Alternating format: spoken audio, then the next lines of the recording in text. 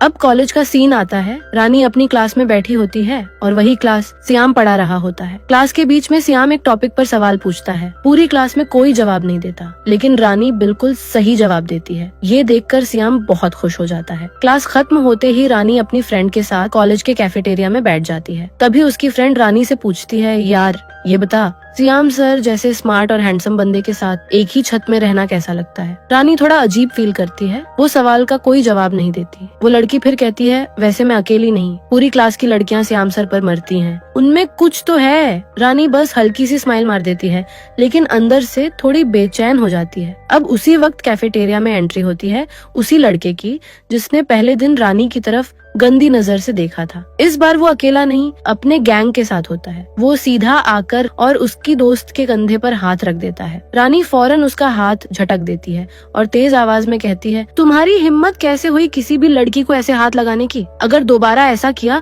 तो सीधे पुलिस में कंप्लेंट करूंगी। वो लड़का पहले तो हंसता है, लेकिन जैसे ही रानी को छूने लगता है, रानी फट से अपना मोबाइल निकालती है, कैमरा ऑन करके रिकॉर्डिंग शुरू कर देती है। ये देखकर बाकी लोग भी अपने अपने फोन निकाल के वीडियो बनाना शुरू कर देते हैं। अब लड़का डर जाता है और अपने दोस्तों के साथ जल्दी जल्दी वहाँ से भाग जाता है, लेकिन जाते जाते वो रानी की तरफ एक खतरनाक बदले वाली निगाह से घूरता है। ये सब सियाम भी देख रहा होता है। रात को जब सब बाहर मिलकर खाना खाने जाते हैं तो सियाम रानी से पूछता है कि क्या आज उसे उस लड़के ने परेशान किया था। रानी बताती है कि हाँ। सियाम कहता है कि उस लड़के का नाम आतिफ है और वह उनके कॉलेज के प्रिंसिपल का भतीजा है। क्या उसने प्रिंसिपल से आतिफ के खिलाफ शिकायत की? रानी कहती है कि नहीं, मैंने तो उसका वीडियो बना लिया था जिससे वो डर गया और चला गया, इसलिए शिकायत करने की जरूरत नहीं पड़ी। सियाम फिर कहता है कि अगर आतिफ उसे फिर कभी परेशान करे तो सीधे मेरे पास आना। सियाम अनिसा का खूब ख्याल रख रहा होता है। रानी उन्हें देखकर बहुत खुश होती है। तब अनिसा रानी से कहती है कि अगर कभी उसे डेट पर जाना हो तो वह सियाम जैसे ही किसी को डेट करे,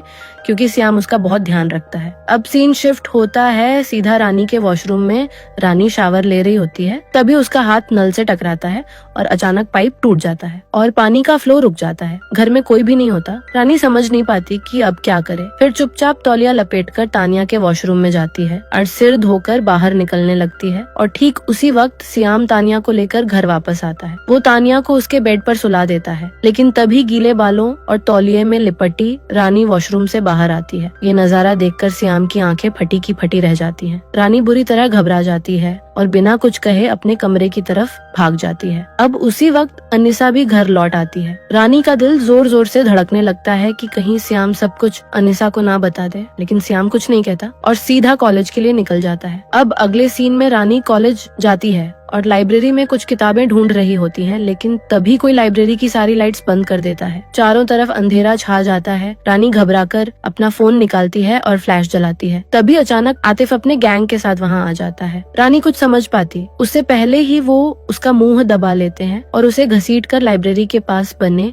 एक सुनसान कमरे में ले जाते हैं। रानी खुद को बचाने की पूरी कोशिश करती है, लेकिन वहाँ बहुत सारे लड़के होते हैं। आतिफ जैसे ही रानी के साथ कुछ गलत करने वाला होता है, तभी बाहर से सियाम आ जाता है, क्योंकि सियाम ने आवाजें सुन ली थी। सियाम उन सबको पकड़कर बहुत मारता है। रानी के चेहरे पर डर, आंखों में आंसू और सांसें बेकाबू हो जाती हैं। वो कमरे से बाहर निकलती है और बिना कुछ सोचे समझे बारिश में भागने लगती है। तेज बारिश में फिसलकर सड़क पर गिर जाती है और वहीं बैठकर कांपने लगती है। सियाम दौड़ता हुआ उसके पास आता है और कहता है, रानी मैं हूँ, शांत हो जाओ। रानी कुछ नहीं बोलती, बस कांपते हुए रोने लगती है। सियाम उसे सहारा देता है, अपनी कार तक ले जाता है और उसे सीट पर बैठाता है। रानी की हालत देखकर वो खुद को रोक नहीं पाता और रानी को गले लगाता है और धीरे धीरे उसे शांत करने की कोशिश करता है। एंड इसी बीच सबसे अजीब बात होती है कि रानी अचानक सियाम को चूम लेती है। सियाम शॉक्ड हो जाता है और पीछे हट जाता है। उसे समझ नहीं आता कि अभी अभी क्या हुआ। सियाम बहुत ज्यादा शॉक्ड हो चुका था, इतना कि वह घर जाने का रास्ता भूलकर दूसरी सड़क पर चला जाता है। लेकिन तब रानी उसे सही रास्ता बताती है। फिर वह वापस घर जाने वाली सड़क पकड़ लेता है। घर आकर अनिसा उन्हें भीगे देखकर पूछती है कि ये क्या हालत बना रखी है। तब रानी भागकर अपने कमरे में चली जाती है। सियाम अनिसा को बताता है कि कॉलेज में रानी रानी के साथ कुछ लड़के बदतमीजी कर रहे थे, लेकिन मैंने जाकर रानी को बचा लिया। यह सुनकर अनिशा बहुत डर जाती है। फिर वह देखती है कि श्याम का हाथ चोटिल हो गया है, इसलिए रात में वह श्याम के हाथ पर मलहम लगाती है। श्याम उससे माफी मांगता है कि उसे लगता है वह अच्छा शौहर नहीं बन पाया। अनिशा उसे ऐसा कहने से रोकती है और कहती है, तुम तो दुनिया के सबसे बेस्ट शौहर हो। ये कहते हुए वह श्याम को गले लगाती है, लेकिन श्याम कुछ सोचता हुआ नजर आता है। अब अगले दिन श्याम कॉलेज के प्रिंसिपल से आतिफ की सारी करतूतें बताता है। प्रिंसिपल बिना देर किए आतिफ को कॉलेज से बाहर निकाल देता है और पुलिस के हवाले कर देता है। ये देखकर रानी बहुत खुश हो जाती है। उसकी फ्रेंड उसे कहती है कि तू तो लकी है यार, ऐसे जीजू किस्मत वालों को ही मिलते हैं। रानी श्याम की तरफ देखकर मुस्कुराती है और श्याम भी उसे देख थोड़ा सा मुस्कुरा देता है। अब सीन शिफ्ट होता है घर में। अब श्याम रानी के रूम में लगे टूटे हुए नल को ठीक करने में लगा होता है। तभी घर में काम करने वाली मेड आती है और कहती है, भाई साहब मेरा सारा काम पूरा हो गया है, अब मैं घर जा रही हूँ। उसी वक्त रानी भी कॉलेज से आ जाती है। फिर वह श्याम को बताती है कि दीदी आज माँ के घर कुछ काम से गई है, इसलिए वापस आने में देर होगी। दीदी पूछ रही थी अगर आपको माँ का बनाया खाना खाना चाहते हैं तो बताना। श्याम रानी से कहता है कि वह अनिशा से कहे कि माँ की बनाई हुई सब्जी लेकर आए। रानी कहती है, ठीक है जीजू, मैं कह दूंगी। अब श्याम रानी को बताता है, नल ठीक कर दिया है, चेक कर लो एक बार। रानी चेक करने आती है और जैसे ही श्याम नल चालू करता है, चारों तरफ पानी ही पानी फैल जाता है। दोनों मिलकर पानी रोक देते हैं, लेकिन रानी हंसते हुए कहती है, अगली बार हीरो बनने की जरूरत नहीं है, सीधा प्लम्बर बुला लिया करो। और रानी हंसती हुई वहाँ से जाने लगती है, लेकिन तभी पानी में उसका पैर फिसलता है और वो गिरने वाली होती है। श्याम झट से उसे पकड़ लेता है और इस बार कुछ ऐसा हो जाता है जो नहीं होना चाहिए था। वो दोनों बहुत ज्यादा करीब आ जाते हैं। अब रात का सीन दिखाया जाता है। अनिशा घर वापस आ चुकी होती है। घर में सब कुछ नॉर्मल लगता है। रानी और श्याम वैसे ही बिहेव कर रहे होते हैं जैसे कुछ हुआ ही नहीं। अनिशा को कुछ शक नहीं होता, उसे सब ठीक लगता है। अगले दिन जब रानी की क्लास खत्म होती है, तब श्याम रानी से कहता है, आज मेरी भी कोई क्लास नहीं है, अगर तुम चाहो तो तुम्हें घर ड्रॉप कर सकता हूँ। रानी मुस्कुरा के कहती है, ठीक है, लेकिन इस बार रास्ता मत भूल जाना। वहीं दूसरी तरफ